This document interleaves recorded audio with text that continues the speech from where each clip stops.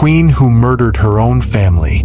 Most monsters in history are born from malice, but the most dangerous ones are born from cold, calculated arithmetic. When a king dies, a mother grieves. When a prince falls, a kingdom mourns. In the 9th century before Christ, one royal mother did neither.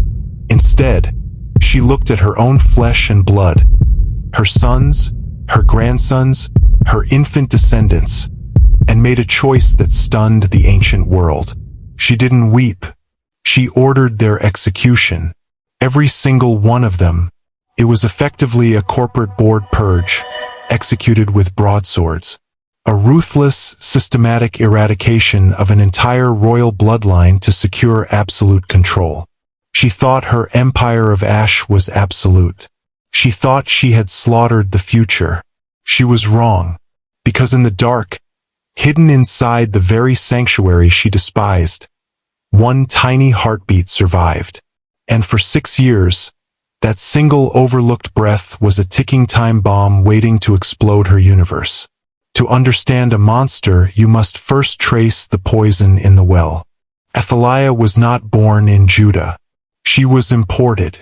She was a princess of the northern kingdom of Israel, the daughter of King Ahab and Queen Jezebel, names synonymous with tyranny, decadence, and total religious warfare.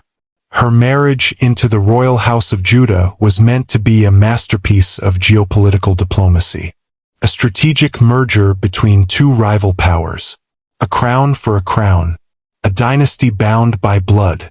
But Athaliah didn't bring peace to Jerusalem. She brought an appetite for total dominance. For years, she watched from the shadows. She watched her husband rule. She watched her son, Ahaziah, take the throne. She operated as the silent architect behind the royal seat, whispering policy, steering decisions, consolidating network after network. Then the geopolitical board shattered. In a swift, violent military uprising in the north, her son King Ahaziah was assassinated. Standard royal protocol dictated a simple transition. One of Ahaziah's young sons would take the crown. A regent would be appointed. The line of David would endure. Athaliah looked at that ancient protocol and saw a threat. To Athaliah, an infant heir meant a long regency and eventual irrelevance. A young king grows up. A young king eventually chooses his own allies. And when he comes of age, the queen mother is quietly discarded, shoved into the background. Athaliah refused to be discarded. She issued a mandate so horrific it split the historical record in two. An absolute, indiscriminate extermination of all royal heirs in Jerusalem. Her soldiers moved through the palace complex with terrifying efficiency. They did not spare her nephews. They did not spare her cousins. They did not even spare her own grandchildren. Imagine the sheer psychological coldness required. This was not a foreign invader breaching the city gates. This was a grandmother authorizing a massacre of her own lineage, stripping the palace clean of anyone with a legitimate claim to power. One by one, the legitimate bloodline was wiped off the board. Athaliah stepped over the bodies of her own family and took the throne for herself. She became the only reigning queen in the entire history of Judah. Her power was absolute. Her control was complete, or so she believed. In every purge, there is a blind spot. In Athaliah's purge, that blind spot was a woman named Jehosheba. Jehosheba was a royal princess, a sister to the late king. But she held a title Athaliah underestimated. She was the wife of Jehoiada, the high priest of Jerusalem. While Athaliah's executioners swept through the upper floors of the palace, Jehosheba slipped into the nursery. Amidst the slaughter, she found an infant prince. His name was Josh. He was less than a year old. Bleeding, hidden under a pile of slain royals, the baby was still breathing. Jehosheba grabbed the infant and his nurse, smuggled them out of the royal quarter, and vanished into the labyrinthine depths of the temple complex. Right under the queen's nose, inside the sacred walls of the deity Athaliah sought to eradicate, the dead prince was resurrected. For 6 long years, Josh lived as a ghost.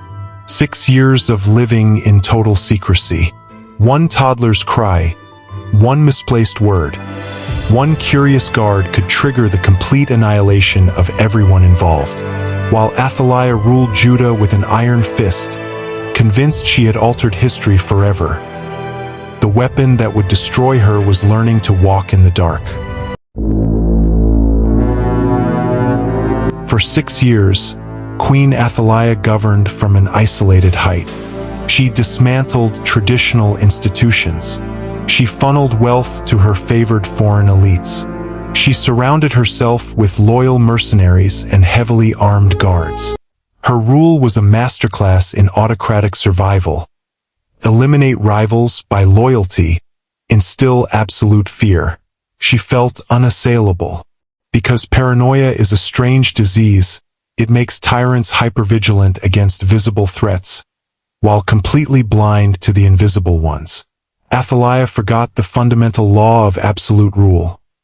Power built purely on terror is a castle made of sand. It only lasts until the tide turns. And inside the temple, High Priest Jehoiada was waiting for the perfect tide. Year 7. High Priest Jehoiada decided the time for hiding was over.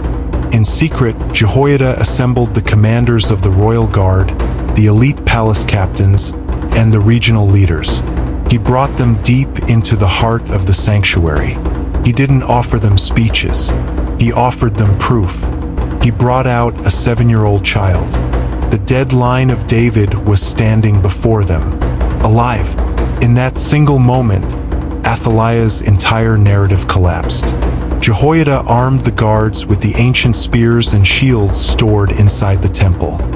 He positioned them wall to wall, forming an impenetrable human fortress around the young boy. They placed the crown upon the child's head. They handed him the royal decree. They anointed him. And outside in the courtyards, the citizens began to clap, shout, and sound the trumpets. The noise shook the very foundations of Jerusalem. Inside the palace, Athaliah heard the uproar. It wasn't the sound of an invasion. It was the sound of joy. And to a tyrant, nothing is more terrifying than the spontaneous joy of the people. She stormed into the temple court, flanked by only a few aides, expecting to quell a minor riot with her mere presence. Instead, she walked into her own nightmare. Standing by the royal pillar was a child wearing her crown. Beside him stood the high priest. Surrounding him was the entire military elite she thought she controlled. The realization hit her like an iron hammer. She hadn't eradicated the bloodline. She had merely fueled its resurrection. In a desperate, frantic bid to regain control of the room, she screamed 2 words. Treason! Treason! No one moved to defend her. Not a single blade was drawn in her favor. The silence that followed was her true sentence. High Priest Jehoiada gave a single, brutal command. Bring her out between the ranks. Kill anyone who follows her. But do not slay her inside the house of the Lord. They dragged the Queen Mother through the temple gates, down the stone causeway toward the palace entry, the horse gate.